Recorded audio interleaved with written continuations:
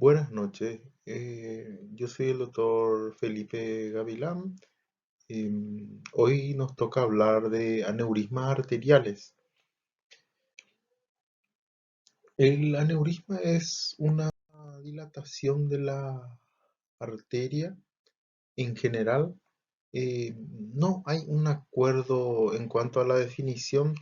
Hay grupos que establecen dentro del grupo vascular que establecen como el doble del diámetro habitual y el otro es una vez y medio del que suele ser de los ecografistas, ¿verdad?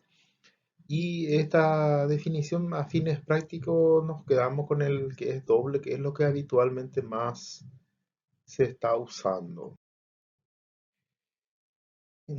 Generalidades, son más frecuentes en pacientes mayores, aparentemente por el tema etiológico.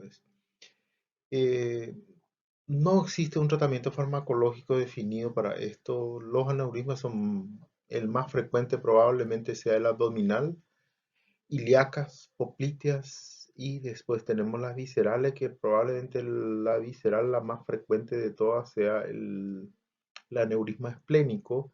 Después tenemos los aneurismas de otras zonas, las cerebrales, tenemos las de miembro inferior en general. Más frecuente en pacientes con factores de riesgo. Aparentemente la hipertensión, el colesterol alto influyen en esto. El hecho de fumar es más frecuente en personas blancas, masculino. Es la decimotercera causa de muerte, si es la de aorta, la lesión. Esto es para tener en cuenta en muerte, esto es en países desarrollados, ¿eh? Nosotros no tenemos una estadística fidedigna. Entre las causas sería una pérdida de la integridad estructural de la pared de la aorta, la degradación de la red de proteínas estructurales como la elastina, el colágeno en la capa media adventicia. La dilatación progresiva altera el flujo y forma trombomural. Esto sigue mucho el tema de la ley de Laplace, que veremos más adelante. Postdisección. Al dañarse la arteria estructuralmente, tiende a dilatarse todas las disecciones. En cuanto a la etiología, no se comprende del todo. Aparentemente, la arteriosclerosis es uno de los componentes importantes. La intervención de enzimas proteolíticas como la metaloproteínas de la matriz, los inhibidores de la metaloproteinasa de la matriz, déficit de antiproteasa, alfa-mitripsina, metal proteasas, elastasas y lisiloxidasas. Anomalías genéticas del colágeno, el cromosoma X, gen mutante del colágeno tipo 3, fibrillas del cromosoma 15, el daño arteriosclerótico de la elastina y el colágeno, el envejecimiento que formaría parte de una degradación de la elastina, el aumento de la actividad de enzimas proteolíticas, la respuesta inflamatoria. Este es bastante a considerar, que se puede ver en las infecciones también que producen las dilataciones o en ciertas enfermedades que producen procesos inflamatorios que afectan esto, como serían, por citar, la enfermedad de Takayasu, el, el síndrome de Ehlers-Danlos, la tendencia a formarse por composición de tipos de elastina es también una posibilidad. La disminución de las vasa vasorum de la aorta. Aparentemente hay menos vasa vasorum en cierto grupo de pacientes y esto afecta la circulación de la propia arteria y aparentemente esto afecta para que se dilate. Y el factor hemodinámico, la hipertensión. Clínica. Puede ser asintomático, pueden claudicar, eh, la embolia distal produce áreas de necrosis o dolor de miembro.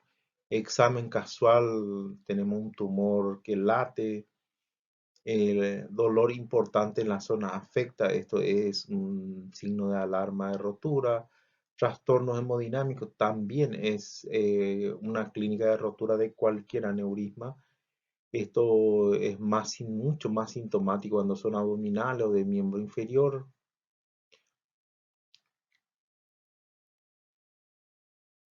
Y la forma de presentación, agudas, crónicas. La aguda es la que cursa con una rotura, en el caso de un aneurisma de aorta, se comporta con un dolor abdominal importante. Las crónicas suelen ser hallazgos casuales, eh, o se detectan por complicaciones en miembro inferior, que donde presentan eventos agudos de miembro inferior como isquemia aguda o subaguda, claudica el paciente, entonces se suele investigar y se suele encontrar, es una posibilidad, ¿eh? Esta es una imagen de un tipo de aneurisma que suele ser inflamatorio en este caso particular y es una forma que presenta que es la forma sacular, que tiene una dilatación de una parte de lo que sería la aorta. Las zonas anatómicas, prácticamente cualquier parte del cuerpo puede formar aneurisma. Esto sería más o menos la forma de presentación la más frecuente de todas, la aórtica abdominal, la infrarrenal, la que suele ser la más frecuente de todas, la visceral abdominal, que probablemente la arteria esplénica sea la más frecuente, que suelen presentarse en personas más jóvenes. La de miembro inferior también suelen ser degenerativa y que suelen presentarse también en personas relativamente mayores, entre 50 y 60 años. Las de miembro superior, las torácicas, que antes eran mucho más frecuentes en la época preantibiótica, la sifilítica, por decir así, o algún defecto congénito tipo Marfan, el Darlon. Las cerebrales son bastante frecuentes, que suelen presentarse también y que trata otra especialidad, pero forma parte de lo que investigamos también los vasculares periféricos y las de cuello, ¿eh? Los aneurismas de carótida, tipos, esto es los tipos de, como hablaremos de lo que sería los aneurismas aórticos, los fusiformes, los saculares, las pseudoaneurismáticas. Las fusiformes corresponderían a una dilatación global de lo que sería la aorta infrarrenal. La sacular es una dilatación puntual, pero tiene todas las capas. Y el pseudoaneurismática suele ser generalmente las que suelen deberse a la disección. En este caso se forman se separa el endotelio y se debilita la pared y forma una dilatación de lo que sería la capa externa. Entonces no tiene todas las capas, entonces entra dentro de la definición de pseudoaneurisma. Diagnóstico. Bueno, la clínica puede ser asintomática o puede ser catastrófica en caso de rotura. El, el tema en los medios diagnósticos, la ecodoppler se detecta como una dilatación al doble de lo que sería el tamaño habitual de la arteria, hablando de los aneurismas en general, ¿verdad? La aorta tiene su dimensión estándar, vendría a ser 3.5, vendría a ser en su nacimiento, que aorta ascendente. Hasta la aorta abdominal, donde mide la aorta torácica donde mide 3 centímetros, y la aorta infrarrenal generalmente suele medir 2 centímetros en el varón, la parte más distal, ¿eh? La tomografía que ahora se suele hacer con mucho más frecuencia por buscando otro tipo de afecciones, se suele encontrar también dilatación la aorta, la angiotac nos suele dar una imagen detallada, igual que la angioresonancia, nos da una imagen detallada de lo que sería la anatomía para poder hacer el tipo de intervención que decidamos hacer. La evolución natural, el crecimiento progresivo, la rotura, la trombosis, la compresión de estructuras externas que pueden dar síntomas tanto en abdominal, tórax o, por decirle así, en la miembro inferior, la poplitea o en otras ubicaciones que dan síntomas particulares de acuerdo a la zona del cuerpo. Esta es una imagen de un aneurisma roto. Esto da un hematoma acá hacia el retroperitoneo. Se nota bien claro, esta es la grasa que no está infiltrada, esta es una grasa infiltrada por sangre, este es un hematoma. Esta es una tomografía simple. Ven cómo la tomografía simple nos da una imagen. Esto tiene que ser una intervención urgente. Probablemente la rotura esté ubicada acá, cerca de la columna, porque si se rompiera fuera de lo que sería la cavidad abdominal es muy complaciente. Entonces esto produce un trastorno hemodinámico muy severo si esto se abre hacia el abdomen directamente. Pero en este caso en particular se rompió hacia lo que sería la columna. Esto nos permitió una intervención oportuna con el grado de urgencia que requería y, y pudimos tener un éxito notable con este paciente, ¿verdad? En el tratamiento tenemos la reparación endovascular que está siendo probablemente el tratamiento que va a dominar, que consiste en punzar una arteria distal, colocar un introductor, subir hasta lo que sería la zona problema. En el caso de que sean programas, se entra y se despliega una endoprótesis, se ancla en un lugar y se ancla en la parte distal y esto permite el tratamiento efectivo, ¿verdad? Pero tiene que cumplir ciertas condiciones.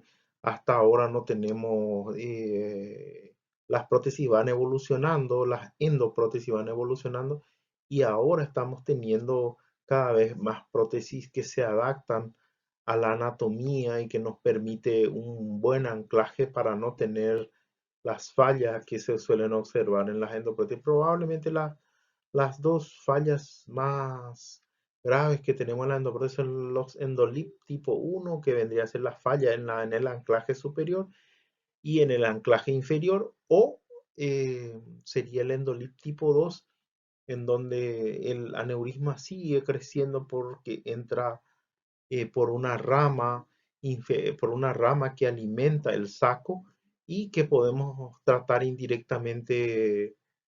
Hay varios métodos para tratar esto, también todo por endovascular también se realiza y es una manera de tratar. Este tratamiento está dominando los procedimientos vasculares en general. Estamos viendo que está, desde su aprobación, está dominando en los países desarrollados, es el tratamiento principal. No queda tampoco, la cirugía abierta no queda tampoco desplazada. Nos permite hacer una reparación prácticamente. Los americanos opera esto el cirujano general, suele hacer una reparación urgente. El endovascular suele ser más para procedimientos para pacientes, vamos a decirle, más complejos, generalmente el más añoso. La cirugía abierta se ofrece de entrada o en el aneurisma roto o en pacientes que tienen un pronóstico de vida mucho más largo, porque es mucho más seguro. Hasta el momento sigue siendo el que más dura si el paciente sale del quirófano y es exitoso por mucho tiempo, a diferencia del endovascular que requiere muchos controles y seguimiento muy estricto para ver, porque las endoprótesis están evolucionando, ¿verdad? Y vamos a ver cómo va comportándose. Ahora se habla de una endoprótesis de tercera y de cuarta generación que aún no contamos en la zona.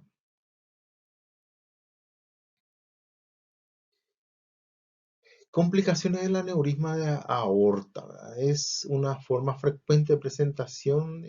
Cuando se presenta en forma aguda, se representa como un abdomen agudo quirúrgico, con dolor, caída de hemoglobina, es decir, palidez marcada, pérdida de la hemoglobina, un dolor abdominal y alteración hemodinámica severa suele ser la forma de presentación.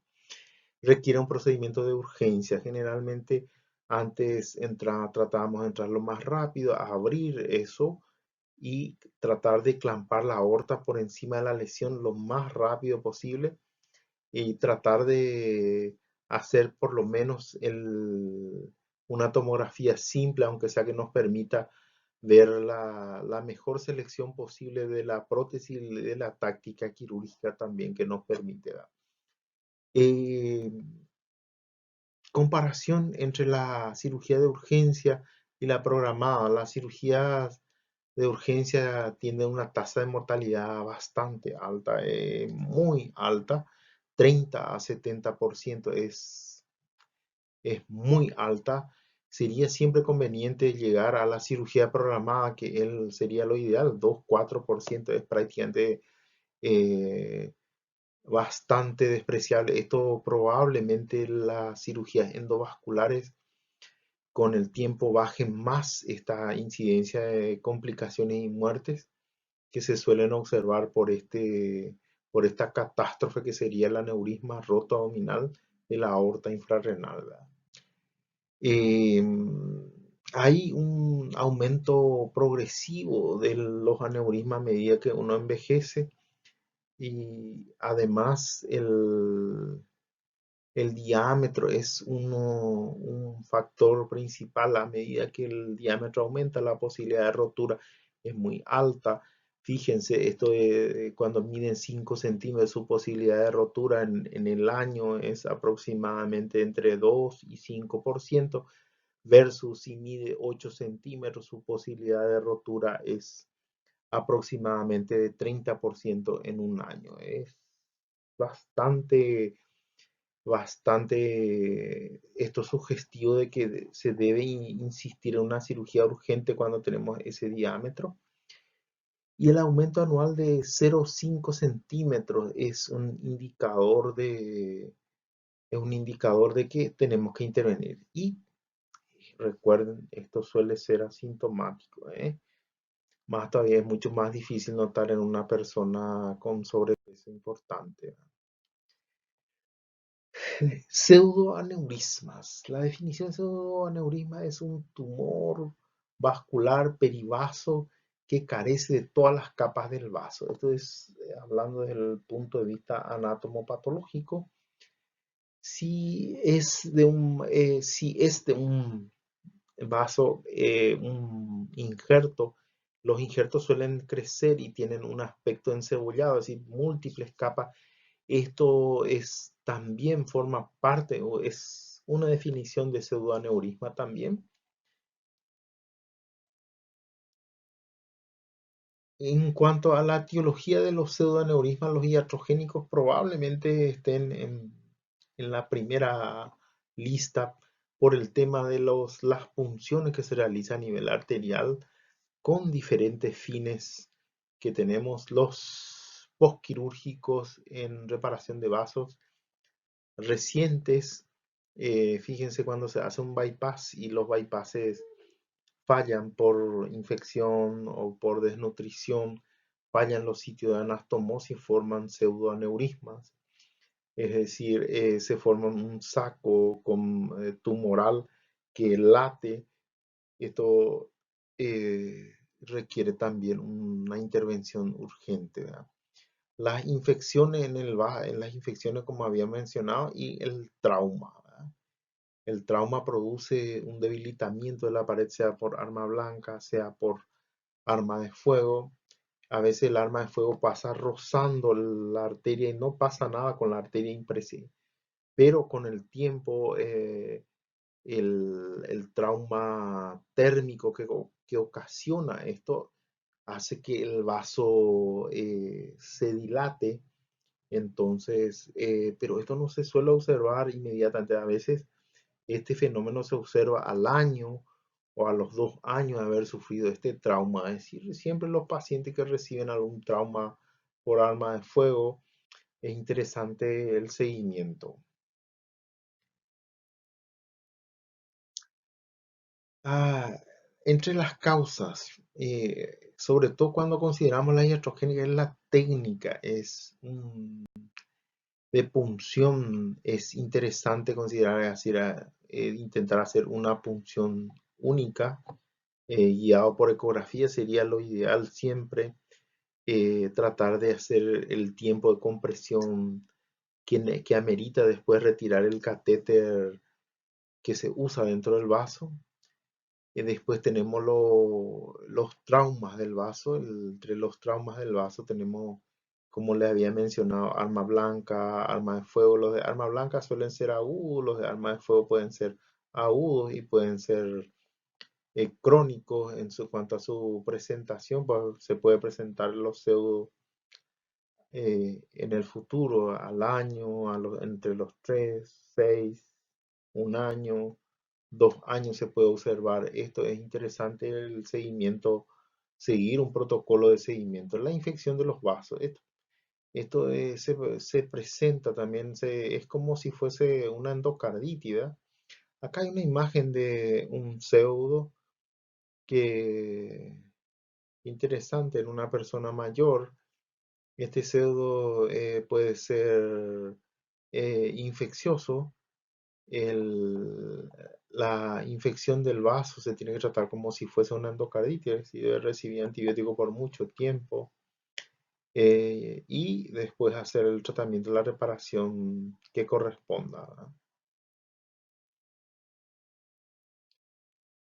Bueno, generalidad, es un tumor de crecimiento progresivo, produce sufrimiento cutáneo, estos pacientes reciben tratamiento antiagregante, a veces anticoagulante también. Por eso los pseudos no se trombosan y no tienen tendencia a autolimitarse, más todavía si tiene otros factores que no se controlan como la hipertensión. En el contexto del trauma, como le dije, la presentación aguda y crónica que habíamos comentado, que se puede presentar en el momento del trauma. El accidente le puede haber causado el arma blanca, el arma de fuego. Pueden producir estos tumores vasculares. La clínica, el principal es el sangrado, dolor en la zona, que no nos permite deambular. Todo, la compresión de estructuras vecinas cuando se trata del miembro inferior, la necrosis cutánea, esto se suele observar en las ingles.